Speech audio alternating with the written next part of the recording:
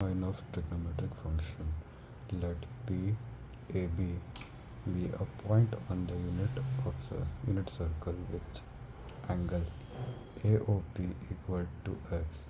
If angle AOQ equal to x, then Q is the reflection of P across the x-axis coordinate A minus B. Since cos minus x equal to cos x, cosine is even. Since sine minus x equal to sine x, sine is odd. Range of sine and cosine for all real x minus 1 less than equal to cos x less than equal to 1 minus 1 less than equal to sine x less than equal to 1. Sign of coordinate in each quadrant.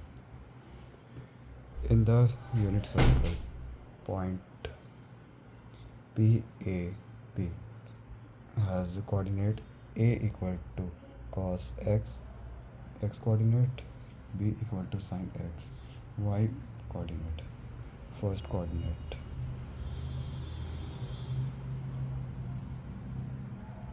O less than x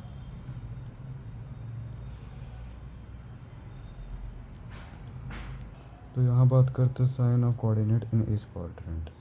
जितना sine है वो उसके coordinate से बात करते हैं हर एक quadrant में. तो a equal to cos X, तो ये जाएगा x कोऑर्डिनेट में, और b equal to sine X, तो ये जाएगा y कोऑर्डिनेट में. तो पहले क्वाड्रेंट को देखते हैं. तो इसमें बताया गया कि o लेस देन x और x लेस देन है पाई बाय 2 से. तो a less greater than o और b greater than o implies to sine positive और कॉसाइन पॉजिटिव. पहले केस में साइन पॉजिटिव होगा और कॉसाइन भी पॉजिटिव होगा. और सेकंड क्वाड्रेंट की तरफ देखते हैं तो पाई by 2 is less than x और x is less than pi. तो इस केस में a लेस देन o और b ग्रेटर देन o, तो साइन की वैल्यू पॉजिटिव हो जाएगी और कॉस की वैल्यू नेगेटिव हो जाएगी. थर्ड क्वाड्रेंट के केस में पाई की वैल्यू x से कम होती है और x की वैल्यू 3 पाई बाय 2 से कम होती है. तो a लेस देन o और b लेस देन o, तो साइन और कॉस दोनों नेगेटिव हो जाएंगे. और फोर्थ क्वाड्रेंट में 3 पाई by 2 less than x less than 2 पाई. तो अब क्या होता है कि इसमें a जो है वो o से छोटा हो जाता है, a लेस देन o, और b भी a ग्रेटर देन o और b less than o. Sine की वैल्यू नेगेटिव होगी और कॉस की वैल्यू पॉजिटिव हो जाएगी. तो अब साइन ऑफ ट्रिग्नोमेट्रिक फंक्शन. तो यहाँ पे फंक्शन दिए हुए हैं sine x, sine cos x, tan x और कॉस एक्स. तो अब साइन एक्स की वैल्यू पहले क्वाड्रेंट में पॉजिटिव और सेकंड में पॉजिटिव, थर्ड में नेगेटिव और फोर्थ में नेगेटिव. कॉस एक्स की वैल्यू फर्स्ट क्वाड्रेंट में पॉजिटिव, सेकंड में नेगेटिव, थर्ड में नेगेटिव और फोर्थ में पॉजिटिव. टैन एक्स की वैल्यू पहले क्वाड्रेंट में पॉजिटिव, दूसरे क्वाड्रेंट में नेगेटिव और तीसरे क्वाड्रेंट में पॉजिटिव और चौथे क्वाड्रेंट में भी नेगेटिव. कॉसेक एक्स की वैल्यू पहले क्वाड्रेंट में पॉजिटिव, दूसरे क्वाड्रेंट में पॉजिटिव, तीसरे क्वाड्रेंट में नेगेटिव और चौथे क्वाड्रेंट में नेगेटिव. सेक एक्स की वैल्यू पहले क्वाड्रेंट में पॉजिटिव, दूसरे क्वाड्रेंट में नेगेटिव, तीसरे क्वाड्रेंट में नेगेटिव और चौथे क्वाड्रेंट में पॉजिटिव. कॉट एक्स की वैल्यू पहले क्वाड्रेंट में पॉजिटिव, दूसरे क्वाड्रेंट में नेगेटिव, तीसरे क्वाड्रेंट में पॉजिटिव और चौथे क्वाड्रेंट में नेगेटिव। अब बात करते हैं डोमेन और रेंज के बारे में। Domain value of x for which the function is defined. और अब बात करते हैं इसमें साइन एक्स और कॉस एक्स। इसमें जो डोमेन ये दोनों के जितने डोमेन होंगे ये सारे रियल नंबर्स होंगे। और अब रेंज की बात करें तो पॉसिबल आउटपुट वैल्यूज़ जो होते हैं उन्हें रेंज कहा जाता है।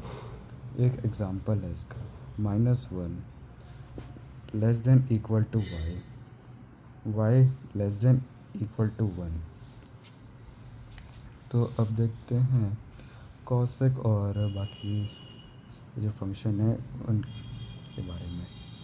तो अगर y equal to cosec X तो डोमेन क्या निकल कर आता है, x belongs to real number where x is not equal to n pi where n equal to integer, sin x equal to 0 there since sin x equal to 0 there.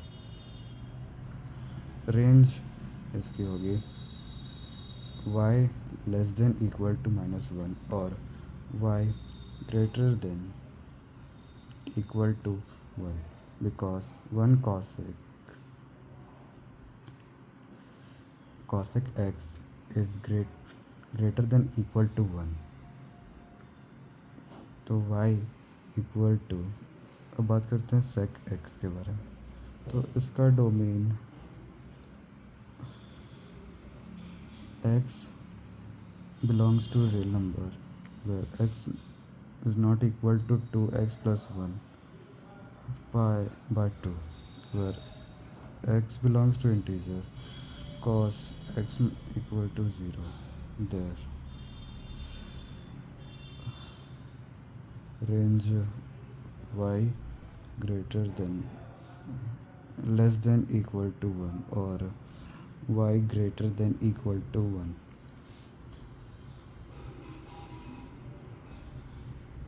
y equal to 10 है। Domain इसका होगा x belongs to real number x not equal to 2x plus 1 pi by 2। Range all real number. इसके जो सारे range होंगे ना वो सारे रियल नंबर्स होंगे। अब देखते हैं कॉट x का। तो इसका डोमेन होता है x belongs to real number but x is not equal to pi r और इसके भी रेंज सारे रियल नंबर्स होंगे। अब साइन x के बिहेवियर के बारे में बात करते हैं। तो पहले क्वाड्रेंट में 0 माइनस पाई बाय 2। तो इसमें क्या होता है ना, इंक्रीमेंट होता है 0 से 1 तक में इंक्रीमेंट हो जाती है पहले क्वाड्रेंट में। और दूसरे क्वाड्रेंट की बात करें तो पाई बाय